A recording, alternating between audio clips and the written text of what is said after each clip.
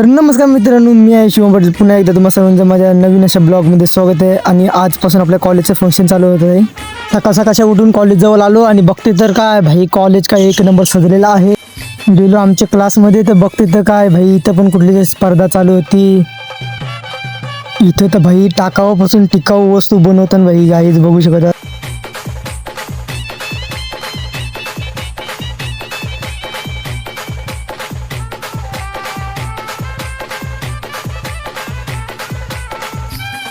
क्लासमधून बाहेर येताच ही दीदी भेटली. ही दीदी बोलते, तुम्ही कशात भाग नाही घेतला, जा घे भाग.